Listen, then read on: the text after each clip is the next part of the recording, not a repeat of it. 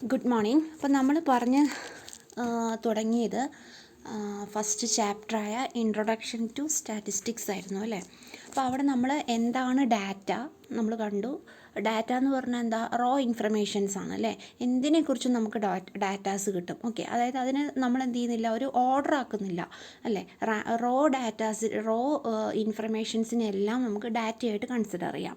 Okay, അപ്പോൾ data എന്താണെന്ന് പറഞ്ഞു. പിന്നെ എന്താണ് സ്റ്റാറ്റിസ്റ്റിക്സ് എന്ന് പറഞ്ഞു അല്ലേ. നമ്മൾ ഇത്തരത്തിലുള്ള ഡാറ്റയെ, ഇൻഫർമേഷനെ നമ്മൾ ഓർഗനൈസ് ചെയ്ത് പ്രൊസീഡ് ചെയ്യുന്ന സമയത്ത് അല്ലേ, അതിനൊരു വെൽ ഓർഡേർഡായി ചെയ്യുന്ന സമയത്ത് അതെന്തായി മാറി, ആ ഒരു ബ്രാഞ്ചിനെയാണ് അല്ലെങ്കിൽ ആ ഒരു സ്റ്റഡീനെയാണ് നമ്മൾ സ്റ്റാറ്റിസ്റ്റിക്സിൽ പറഞ്ഞിരുന്നത്. അപ്പം സ്റ്റാറ്റിസ്റ്റിക്സ് എന്താണെന്ന് കണ്ടു, അതുപോലെ ഡാറ്റ എന്താണെന്ന് കണ്ടു. ഓക്കെ, അതൊക്കെയാണ് നമ്മൾ കണ്ടത്. അപ്പം നമ്മളങ്ങനെ കുറച്ച് കാര്യങ്ങളെ കഴിഞ്ഞ ക്ലാസ്സിൽ പറഞ്ഞിട്ടുണ്ടായിരുന്നുള്ളൂ. ഇനി നമ്മൾ പറയാൻ പോകുന്നത് എന്താണ്, അപ്പോൾ അവിടെ നമ്മൾ പാരാമീറ്ററും സ്റ്റാറ്റിക്കും ജസ്റ്റ് എന്താണെന്ന് പറഞ്ഞിരുന്നു. എന്തായിരുന്നു പാരാമീറ്റർ എന്ന് പറയുന്നത്?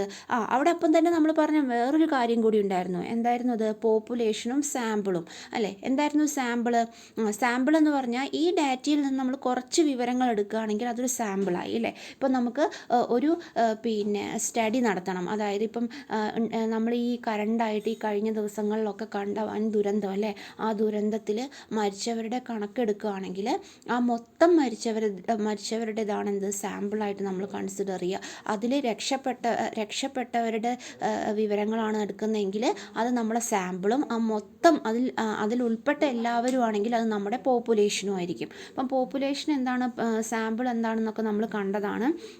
ഇനി നമ്മൾ പറയാൻ പോകുന്നത് എന്താണ്, പാരാമീറ്റർ എന്നാണ്. അപ്പം നമ്മൾ പോപ്പുലേഷനെ കുറിച്ച് പറയുന്ന ന്യൂമറിക്കൽ വാല്യൂവിനെയാണ് നമ്മൾ പാരാമീറ്റർ എന്ന് പറയുക. അതുപോലെ തന്നെ സാമ്പിളിനെ കുറിച്ച് പറയുന്ന ന്യൂമറിക്കൽ വാല്യൂവിനെയാണ് നമ്മൾ സ്റ്റാറ്റിസ്റ്റിക് എന്ന് പറയുക. ഓക്കെ, ഫോർ എക്സാമ്പിൾ നമുക്ക് കുറച്ച് എക്സാമ്പിളിലേക്ക് കടക്കാം. അപ്പോൾ എക്സാമ്പിൾ നമ്മൾ പറയാൻ പോകുന്നത് എന്താ എക്സാമ്പിൾ നോക്കൂ. ഇപ്പം നമുക്ക് അതായത് ഇപ്പം 20,000 സ്റ്റുഡൻസ്, അതായത് നമ്മൾ + 2 അഡ്മിഷൻ കഴിഞ്ഞ, അതായത് +2 അഡ്മിഷൻ പാലക്കാട് ഡിസ്ട്രിക്റ്റിൽ എടുക്കാൻ പോകുന്ന, അതായത് ഗവൺമെൻറ് സ്കൂളുകളിൽ എടുക്കാൻ പോകുന്ന, അതായത് 96% മാർക്കിൽ കൂടുതലുള്ള പാലക്കാട് ഡിസ്ട്രിക്റ്റിൽ +2 അഡ്മിഷൻ എടുക്കാൻ പോകുന്ന കുട്ടികൾ 20,000 ഉണ്ടെന്ന് വിചാരിക്കുക. അപ്പോൾ ഇതെന്ന് പറഞ്ഞാൽ ശരിക്കും എന്താണ്, ഒരു ആവറേജ് ആണ് അല്ലേ. അപ്പോൾ ഇതൊരു പാരാമീറ്ററാണ്. കാരണം എന്താണ്, ഇത് ബേസ് ചെയ്തിരിക്കുന്നത് അതായത് ഗവൺമെൻറ് സ്കൂളിൽ അഡ്മിഷൻ കിട്ടിയ എല്ലാ കുട്ടികളെയുമാണ് അല്ലേ, എല്ലാ സ്റ്റുഡൻസിനെയുമാണ്. സോ ഇതെന്താണ്, ഒരു പാരാമീറ്ററാണ്.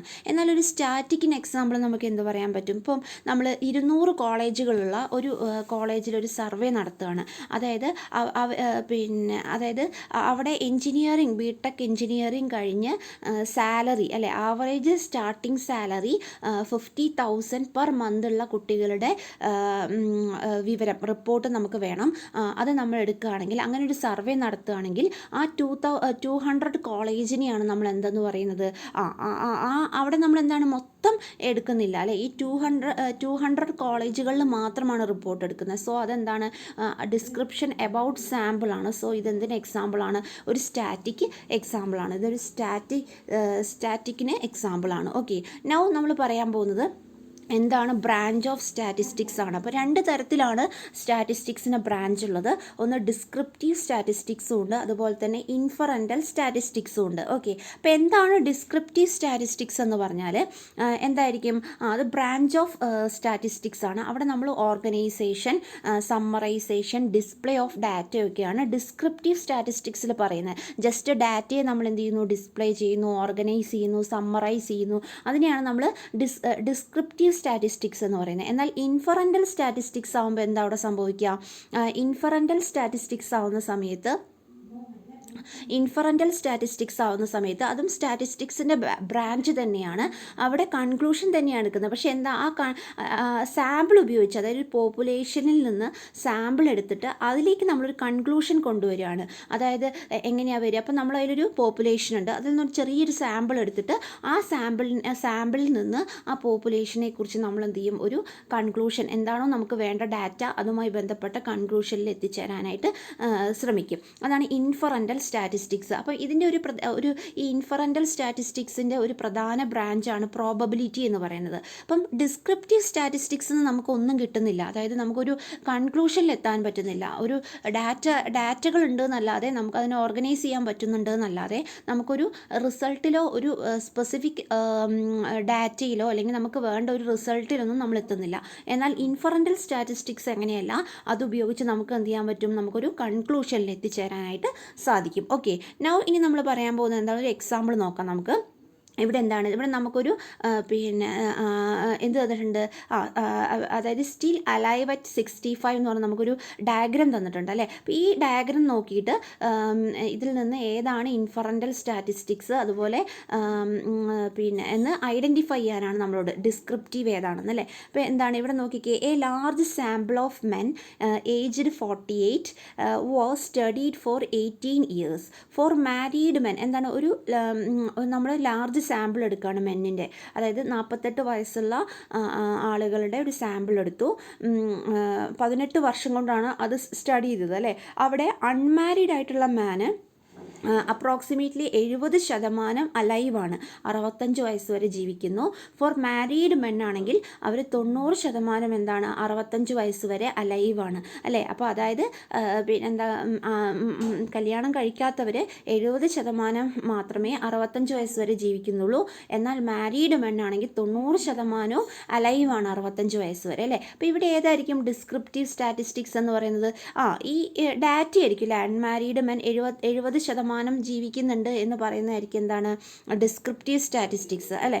അതായത് എന്ത് വരും, for unmarried men approximately 70% were alive at age 65 എന്ന് പറയുന്നതും for married men 90% were alive at 65 എന്ന് പറയുന്ന ഡിസ്ക്രിപ്റ്റീവ് സ്റ്റാറ്റിസ്റ്റിക്സ് ആയിരിക്കും അല്ലേ. ഓക്കെ, അതാണ് അവിടെ അതായത് അവിടുത്തെ ഡാറ്റയെ നമ്മൾ ഓർഗനൈസ് ചെയ്യുകയാണ് ചെയ്യുന്നത് അല്ലേ. അപ്പം ഇനി ഇതിലെന്താണ് ഇൻഫറൻ്റൽ സ്റ്റാറ്റിസ്റ്റിക്സ് എന്തായിരിക്കും ഇതിൽ നിന്ന് കിട്ടുന്ന കൺക്ലൂഷനാണ്. ഇതിൽ നിന്ന് നമുക്കൊരു കൺക്ലൂഷൻ കിട്ടുന്നില്ലേ. എന്താണ് ആ കിട്ടുന്ന കൺക്ലൂഷൻ? മാരി ചെയ്തിട്ടുള്ളവർ കുറച്ച് കാലം കൂടി ലോങ്ങർ ലൈഫ് അവർക്കുണ്ട് അല്ലെ. മാരി ചെയ്ത മെന്നിന് കുറച്ച് ലോങ്ങർ ലൈഫ് ഉണ്ടെന്ന് പറയുന്നതാണ് ഈ സ്റ്റേറ്റ്മെൻറ്റിൻ്റെ കൺക്ലൂഷൻ. നമുക്ക് കോമൺ സെൻസിൽ ആലോചിച്ചാൽ തന്നെ മനസ്സിലാവുന്ന കാര്യമാണ്. അതാണ് അവിടുന്ന് കിട്ടിയ കൺക്ലൂഷൻ.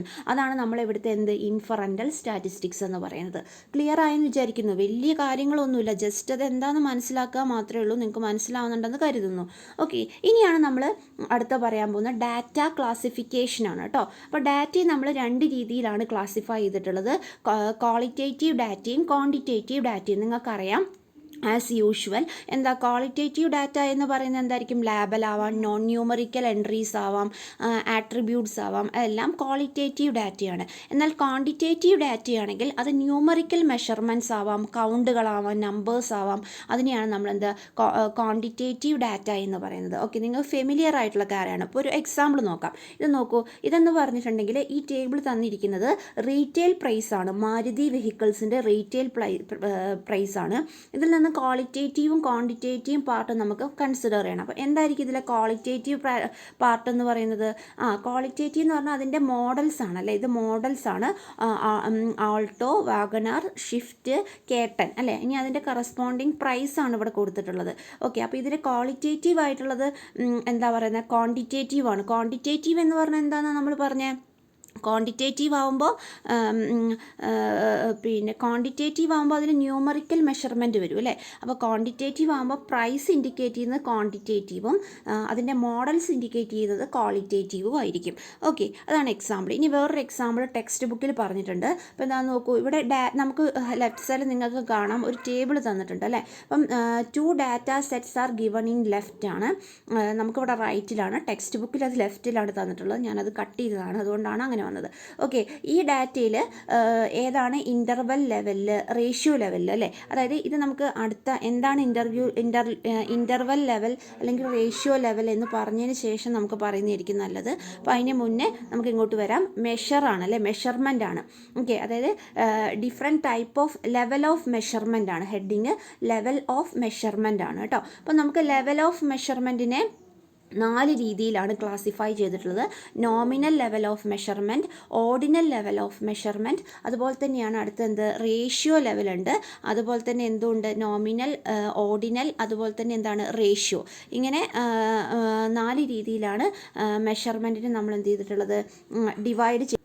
നോമിനൽ ലെവൽ മെഷർമെൻ്റ് ഉണ്ട്, ഓർഡിനൽ ലെവൽ മെഷർമെൻ്റ് ഉണ്ട്, അതുപോലെ തന്നെയാണ് ഇൻ്റർവൽ ലെവൽ മെഷർമെൻറ്റും റേഷ്യോ ലെവൽ മെഷർമെൻറ്റും. അപ്പോൾ നോക്കൂ, എന്താണ് നോമിനൽ ലെവൽ മെഷർമെൻറ്റ് എന്ന് പറഞ്ഞാൽ അത് ക്വാളിറ്റേറ്റീവ് ആണ് ഓൺലി അല്ലേ. ഡാറ്റേനെ നമ്മൾ ഓർഗനൈസ് ചെയ്യുക, നെയിം, ലേബൽസ് അല്ലെങ്കിൽ സിമ്പിൾസ് ഒക്കെ ആയിട്ടാണ് എന്ത് ചെയ്യുക നോമിനൽ ലെവൽ ഓഫ് മെഷർമെൻറ്റിൽ വരിക. അതായത് ഇവിടെ മാത്തമാറ്റിക്കൽ കമ്പ്യൂട്ടേഷനൊന്നും നടക്കുന്നില്ല. എന്നാൽ ഓർഡിനൽ ലെവൽ ഓഫ് മെഷർമെൻ്റ് ആണെങ്കിൽ എങ്ങനെയാണ്, ഡാറ്റ അറേഞ്ച് ചെയ്തിരിക്കുന്ന ഓർഡറിലാണ്, അതിനെ റാങ്ക് ചെയ്തിട്ടുണ്ട്. 2 ഡാറ്റകൾ തമ്മിലുള്ള ഡിഫറൻസ് നമുക്കിവിടെ എന്ന് പറയുന്ന എൻട്രീസ് എന്ന് പറയുന്നത് എന്ത് ചെയ്യാൻ പറ്റില്ല. ഇവിടെ നമുക്ക് അതായത് 2 ഡാറ്റകൾ തമ്മിലുള്ള ഡിഫറൻസ് കണ്ടുപിടിക്കുക എന്ന് പറയുന്നത് ഇവിടെ മീനിങ് ഇല്ലാത്ത കാര്യമാണ്, മീനിങ്ലെസ് ആണ്.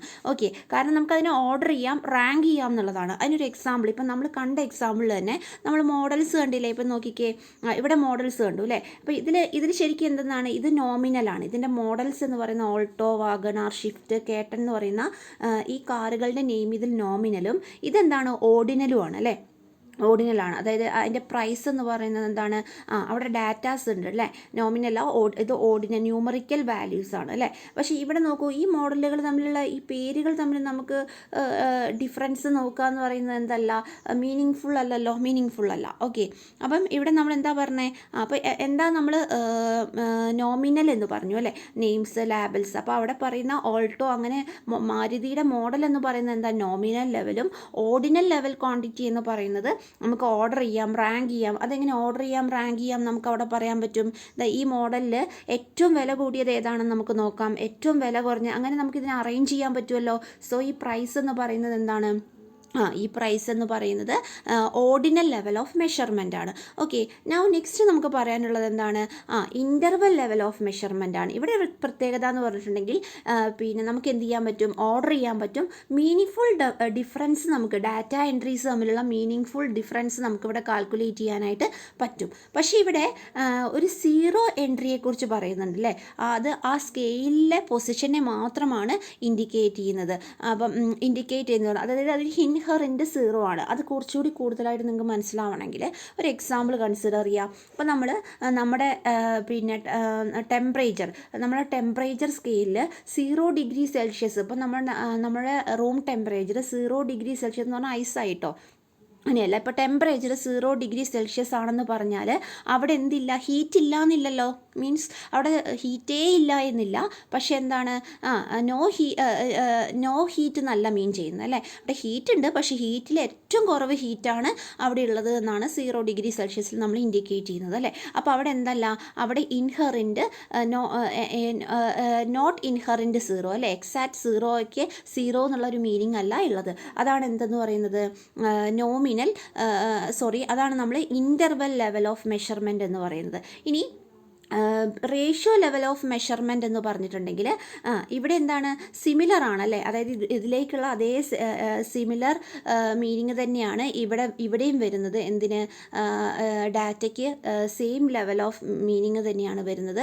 പക്ഷേ എന്തല്ല, ഇവിടുത്തെ പിന്നെ 0 എൻട്രി എന്ന് പറഞ്ഞാൽ ഒരു ഇൻഹെറൻറ്റ് 0 ആണ്. അതായത് ഫോർ എക്സാമ്പിൾ, ഇപ്പം നമ്മുടെ ബാങ്ക് അക്കൗണ്ടിൽ 0 ബാലൻസ് ആണെന്ന് വിചാരിക്കുക. അപ്പോൾ ആ 0 ബാലൻസ് കൊണ്ട് എന്താ ഉദ്ദേശിക്കുന്നത്, അതായത് നമ്മളെ അക്കൗണ്ടിൽ പൈസ ഇല്ല, മണിയേ ഇല്ല എന്ന് തന്നെയാണ് അല്ലേ. അപ്പോൾ ആ 0യ്ക്ക് ഒരു മീനിങ് ഉണ്ട്. ആ 0 എന്ന് പറഞ്ഞാൽ അവിടെ ഇല്ല എന്നുള്ള മീനിങ് തന്നെയാണ്. അതാണ് എന്തെന്ന് ഇവിടെ പറയുന്നത്, ഒരു ഇൻഹെറൻറ്റ് 0 ആണ് എന്ന് പറയുന്നത്. ഓക്കെ, അതാണ് ഇവിടെ ഉദ്ദേശിക്കുന്ന ഇൻഹെറൻറ്റ് 0 എന്ന് പറയുന്നത്. എൻട്രി എന്ന് പറഞ്ഞാൽ ഒരു ഇൻഹെറൻറ്റ് 0 ആണ്. എന്നാൽ ഇൻ്റർവൽ ലെവലിൽ അതെന്തല്ല, നോട്ട് ആൻ ഇൻഹെറൻറ്റ് 0. ഓക്കെ, അപ്പം ക്ലിയർ ആയെന്ന് വിചാരിക്കുന്നു. അപ്പോൾ നമ്മൾ കുറച്ച് കാര്യങ്ങളെ ഇവിടെ ഡിസ്കസ് ചെയ്തുള്ളൂ. അപ്പോൾ ഈ ക്ലാസ് ഒന്ന് 2-3 തവണ കേട്ട് നോക്കുക. എന്തെങ്കിലും ഡൗട്ട് ഉണ്ടെങ്കിൽ നിങ്ങൾക്ക് ചോദിക്കാം, ഗ്രൂപ്പിൽ നിങ്ങൾക്ക് ചോദിക്കാം എന്തെങ്കിലും ഡൗട്ട് ഉണ്ടെങ്കിൽ. Okay, thank you.